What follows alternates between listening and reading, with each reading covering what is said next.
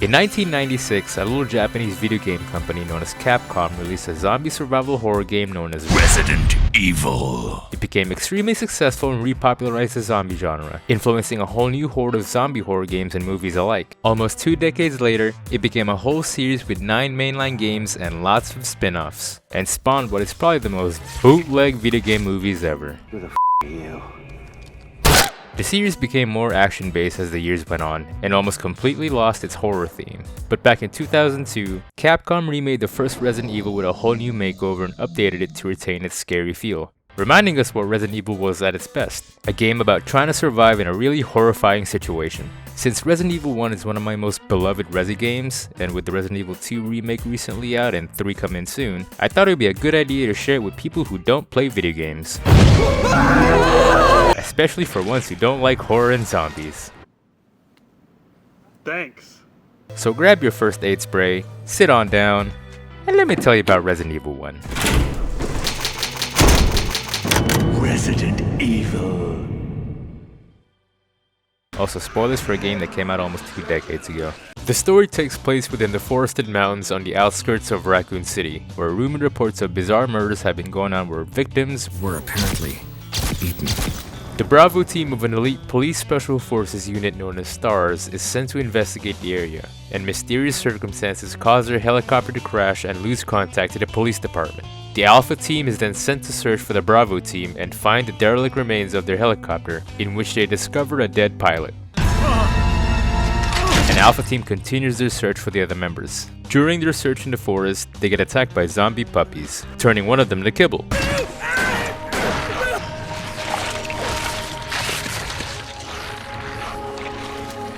This is the worst.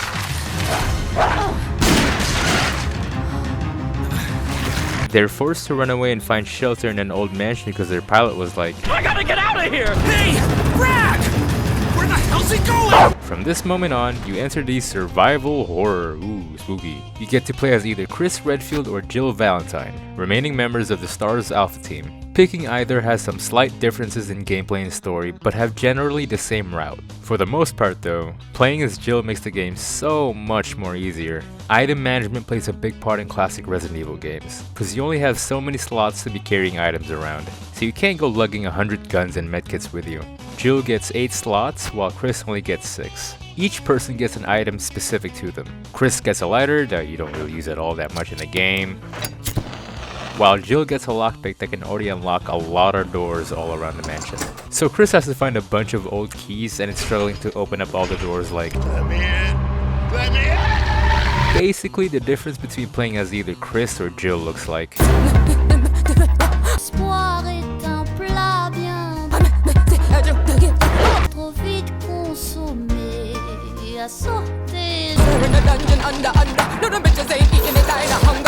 Je suis habitué à mon. As much as I love Chris in the future games, he absolutely sucks in this one. I'm guessing it's because he doesn't have his muscles and tree trunk arms yet, and couldn't just flex his problems away. And it wasn't until after Wesker whoops his ass that he's about to work out and punch boulders. Also, the bad guy in this game is the dude who wears sunglasses indoors. Who would have thunk? Chris? Stop it. Since the game was originally designed in 1996, it had technical limitations and wasn't able to produce a physical map. So instead, they just used high-quality pre-rendered backgrounds and had 3D models of the characters run around in it with fixed camera angles. I don't like that camera. That is... Oh! You move around using tank controls, which were the normal controls for most horror games back in the day. You can change it to how you would move around in modern games today, but that's for babies. The fixed camera angles and tank controls help create the spooky quality of the game, because they only show you what they want to show you and make navigation harder and intense, hiding whatever they want to scare you with from your view. Oh! No! Okay, alright game, I see how it is. Is that a dude? Ah, it is! You can't peek around a corner to check what's hiding in the hallways that's trying to eat you. Every time. Even though it's a survival horror game, it surprisingly doesn't have that many jump scares. It does have some, and once it happens, it will surely get you because it's so damn loud. Jesus Okay, bye. Oh, golly. F me. Hell no. Ah! Okay. But instead, it mostly relies on keeping you paranoid of the environment and the sounds of whatever is lurking past each door. Why is it? It's so quiet. Why is it so quiet? Ah! Oh. Okay. Speaking of doors, whenever you try to go through one to get to the next room, this happens.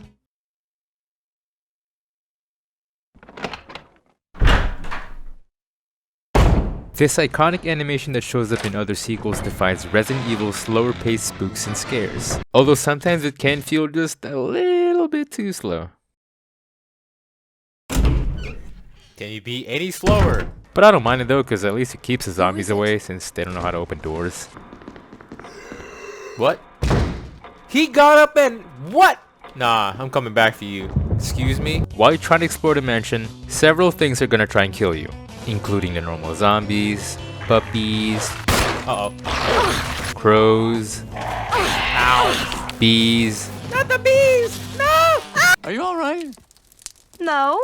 Snakes, bigger snakes, spiders, bigger spiders, Should have burned this place down when I had a chance. sharks.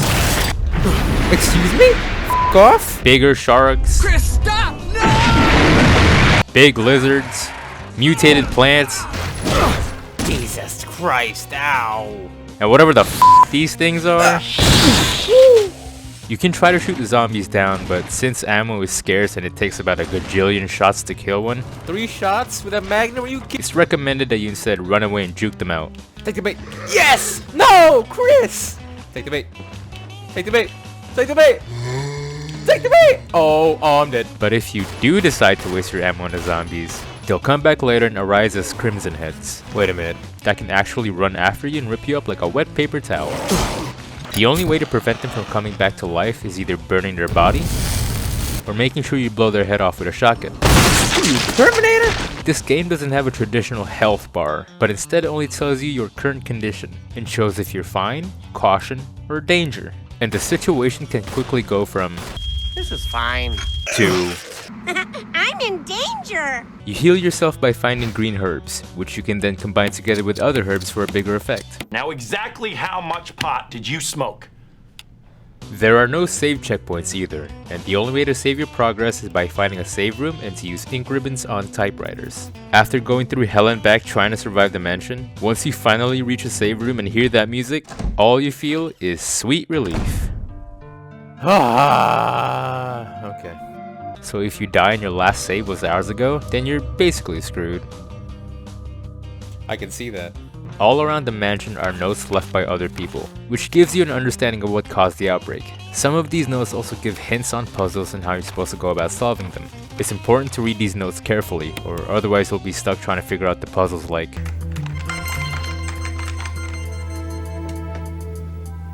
Okay, throw me some numbers.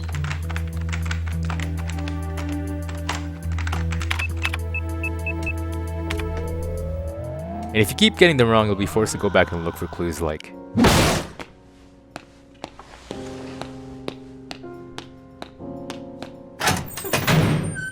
As for the puzzles, this game involves some of the most complicated ways in order to open up a door. There's a lot of times where I get stuck and just roam around the mansion being hella lost. Whenever you pick up a new key and trigger an enemy though, it usually means you're going the right way.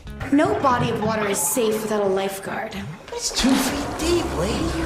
What are you doing here? The complexity of these puzzles and the amount of backtracking you have to do is probably one of the main reasons why newcomers can't get into classic Resident Evil games. There's this mode called easy mode. I just switch it.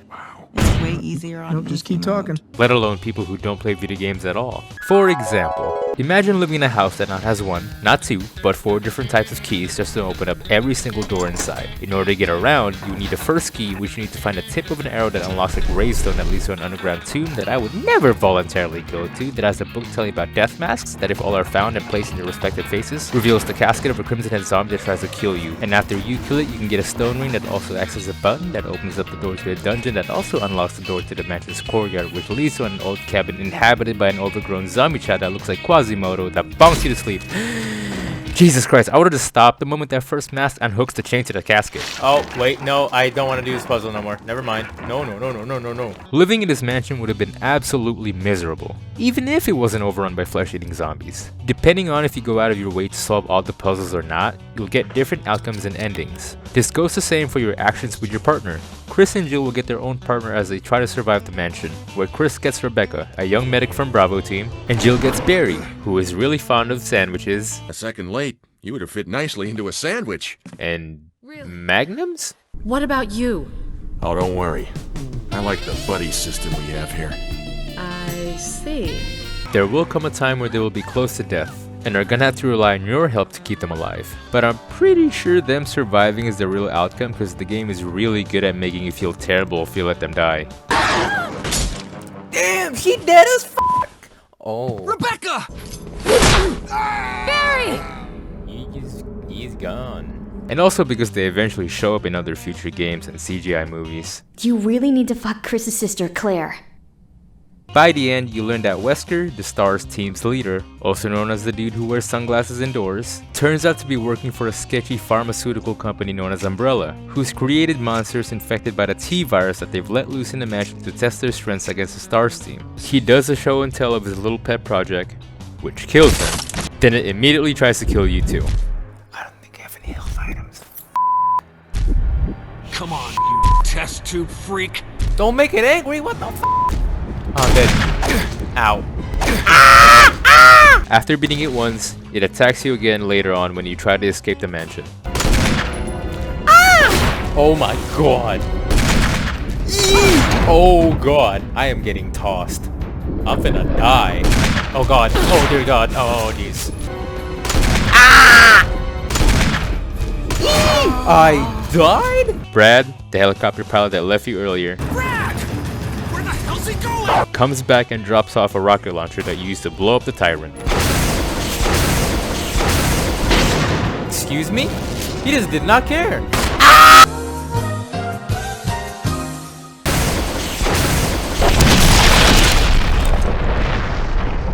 You then blow up the mansion as well to try and stop the virus from spreading, and escape the nightmare back to Raccoon City. But we know that trying to stop the virus from spreading failed because, well, you know. Attention, all citizens. Due to the citywide outbreak. As someone who has played Resident Evil 1 countless times, and I have played it a lot, like an unhealthy amount, it has a great amount of replay value because of its challenging difficulty, motivating its returning players to try and survive for a better performance and time. Jill, you did a fine job. Thanks, Wesker. You piece of shit. Its iconic characters and eerie environments eventually paved the way as standards for all future zombie survival horror games. And it's no doubt its influence in the history of video games is significant with its long-lasting franchise and dedicated fan base. Phew, alright, thank you for watching. I will eventually be doing a video for each of the Resident Evil games, but I'll space them out in between. The next game I'll be working on is The Witcher 3 Wild Hunt, so make sure you subscribe to know once it's up. Alright, bye bye now. Bye bye. Let me tell you.